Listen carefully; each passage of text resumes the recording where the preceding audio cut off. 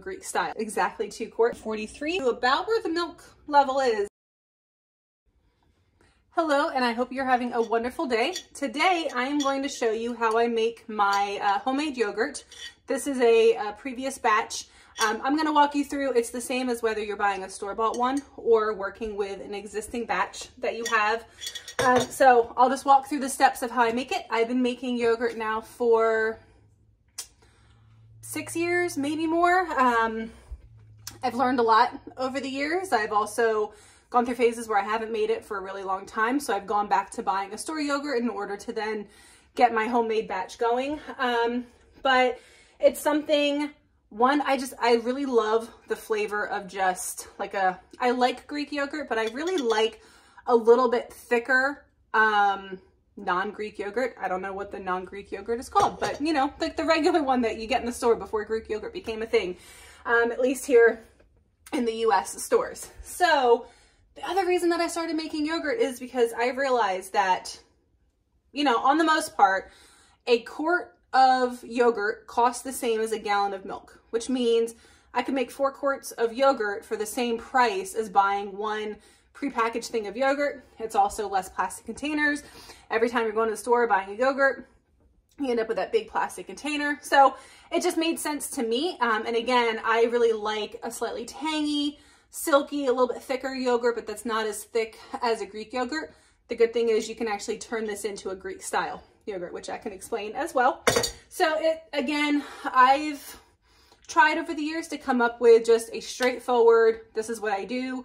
It's not always 100% because this has to live around my lifestyle. So I try to do the things at home that allow a lot of passive time, meaning I do something, I leave it, I come back, I do something, I leave it. Like I can walk away from it, which is why I like making yogurt. So I already went ahead and pre-measured.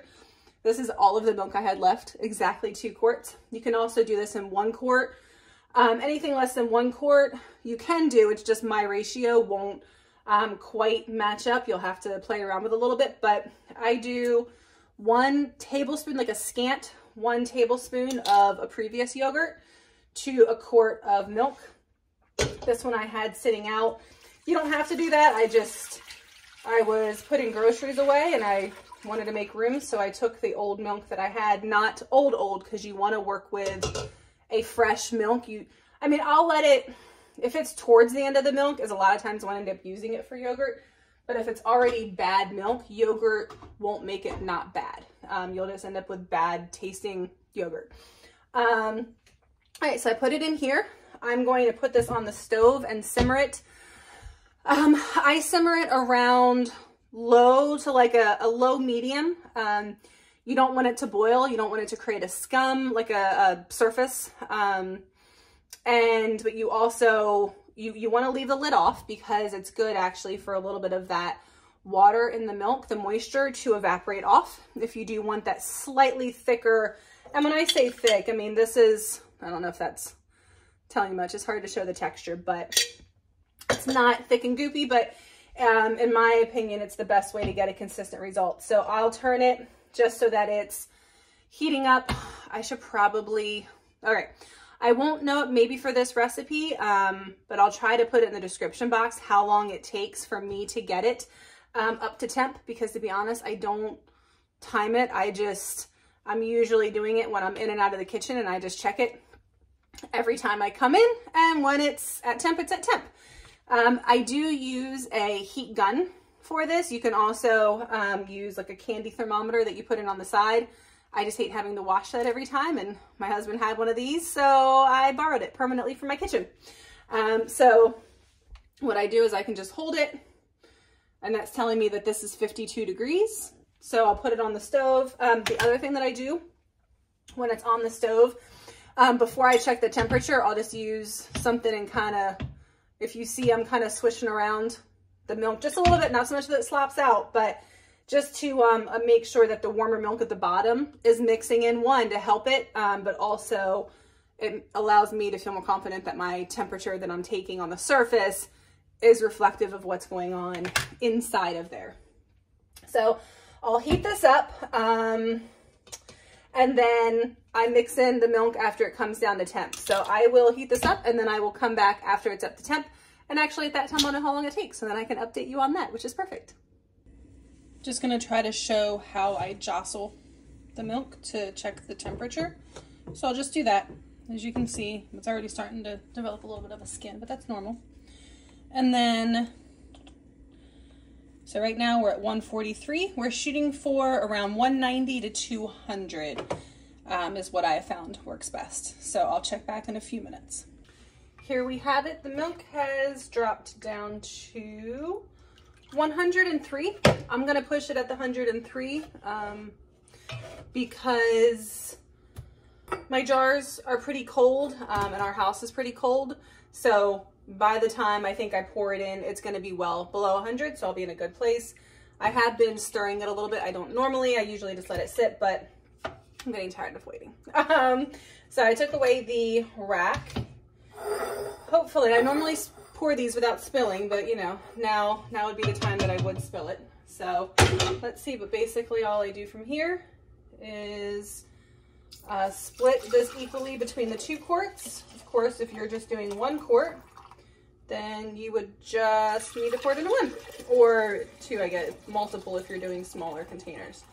One thing that you'll notice is you should notice a certain amount of evaporation in the milk, so it won't be a full 2 quarts. Sometimes if I bring it up to temp really quickly, I don't get as much evaporation and it's fuller, but when it comes up to temp slower, as I said earlier, it does evaporate off some of the liquid. All right, so from here, I don't know if I can get down in there with this or not, but I'm gonna try. So I just go for a rough, you know, 1 tablespoon per quart. So I do like to go actually slightly on the lesser side if I have to pick one or the other. Less is actually better in this instance. Too much yogurt affects the culturing and can make it go a little crazy when you're trying to get it to culture properly. I do mix it with a little bit of milk in here. I don't know if it's necessary. I just like to break up the clumps of yogurt. I'm sure if you put it in as it was, it'll still mix around and do what it needs to do, but I had come across that early on when I was actually struggling. When I first started making yogurt, the reason I'd started and stopped a few times was because I was struggling. And what I've learned, some of the tips that I've mentioned here, sometimes that's because I was trying to rush it. And I wasn't letting it heat up slowly enough. I wasn't letting it cool down. As I said, I try not to stir it because I do find all of those things affect the culturing. Sorry, I think my camera angle moved and now you can see our part of our spice shelf. So actually I took this back off because I wanted to show. So I use the Mason wide mouth.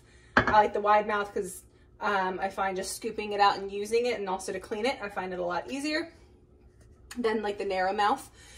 And then I got these on Amazon. I'm showing the 2 different kinds. This is I think it's just a generic brand. These are just a white plastic lid, reusable, which is nice because I have to wash this. I don't like to use the metal ones since they do get rusty over time. The one thing with this one is it does not seal very well. You can buy separate, like a seal, like a gasket to put in there, but that's just a hassle. And then Ball came out with their own leak proof. This one is much better for a seal. So this one has kind of the method for that seal built in, so you don't have to have that 2-part seal. Interestingly enough, for yogurt, I actually like this one because you don't want to snug it completely. You do want it to be on there loosely, just so air can kind of still move around if it needs to. And then from here, so the next piece is a cooler. Ignore my daughter, when she was learning how to write our last name, she wrote it all over the lid. But this is just what I use. This is not the most insulated cooler. I think this thing is probably going on 20 years old at this time. So this works though. So what I usually do is I'll put these in, and I like this one because they can both fit in and I can put a good amount of water. Because it's not as insulated, I do put a little bit more water, but I will fill it up right to about where the milk level is. but I don't take it all the way up to the lid. That way water isn't like sloshing around and getting up inside where I'm making the yogurt. And then in the summer, sometimes I'll just leave it, but because right now when I'm making this, it's winter and we let our house get pretty cool at night, in the morning, I will usually dump out that batch of water and put in a new batch. And that's on to the next step of the process, and that is culturing time.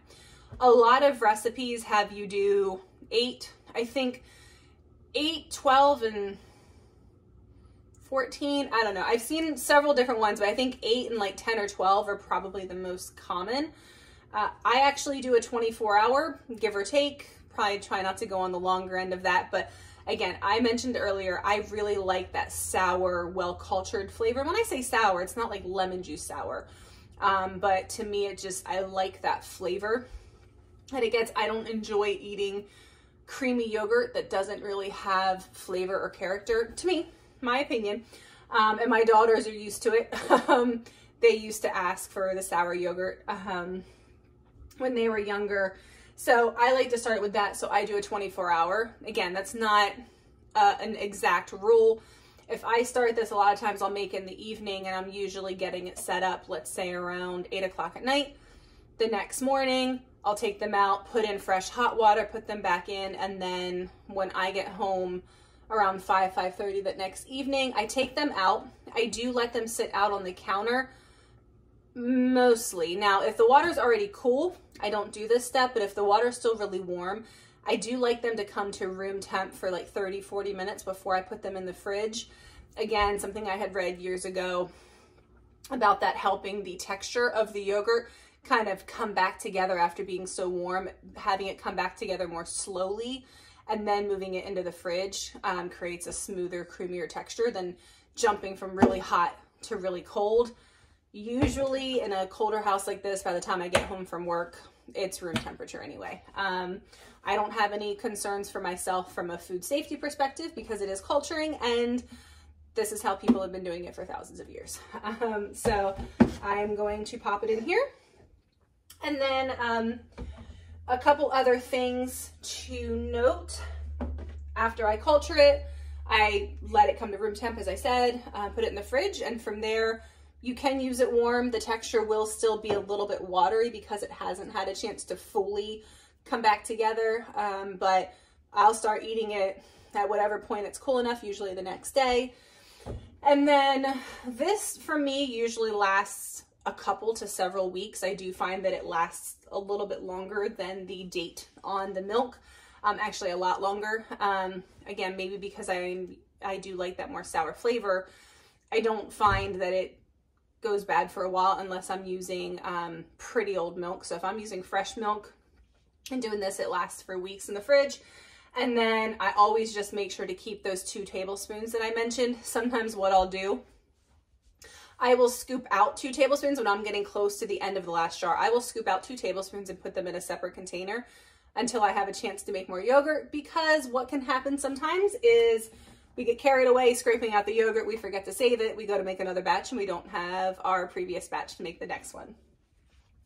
And that's it. I love yogurt. Oh, my water's probably cooled down, so I'm gonna let this come to temp. So yogurt, we use yogurt in a good amount of things. One, just eating it plain, eating it with Cheerios, which is a weird thing we did growing up. I don't know, does anyone else do that? I'm curious.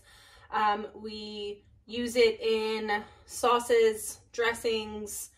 Like if I want to make a creamy dressing, a lot of times I'm using yogurt because I like the flavor profile that it's giving. And then what I'll do is, this is just like a regular plastic strainer. I'll scoop it out, put this over like a bowl, let it drain. Even just draining for 15 or 20 minutes, it's amazing how much liquid comes out. So if I'm just doing a really quick dress of some, like a dip of some sort, I'll do that. If I really need it thick, you can do it upwards of overnight, but I find just doing it even for a short period of time makes a big difference. I'm gonna fill this. All right, there we have it. I will leave this. I usually leave it by my sink so that I don't forget that I made it, because I've had that happen. And a day or two later, I was like, oh wait, there's yogurt in that cooler that's sitting over in the corner of the kitchen. So I do leave it in a spot that I will remember it. And that's it. So I will check back in once it's done culturing and has had a chance to sit in the fridge. Sorry, I keep slapping that. Has had a chance to sit in the fridge so that we can check the texture and the consistency and the flavor of it. But I'm excited. I actually haven't had yogurt in a while. I don't know, you go through phases with stuff, so it's just something we haven't had in a while. And here we have it, the finished product. This is now 2 days later. Well, because that's when I got to this, but because yesterday would have been the 24 hours, so I took it out, let it sit out, then I put it in the fridge, and then this morning is when I'm ready to eat it. And let's just check out the texture. Look at that. Look at that, perfect little, yep, keeps its shape really well. You see it's not caving in here, so it's just a nice, solid, thicker, but not too thick of yogurt, and has just a perfect bounce to it. So I would call this one successful. And I forgot to mention, so I did the yogurt in the cooler that I showed. You can also use, I've seen a lot of other methods, the heat from the light in the oven. I didn't find that that one was warm enough for me.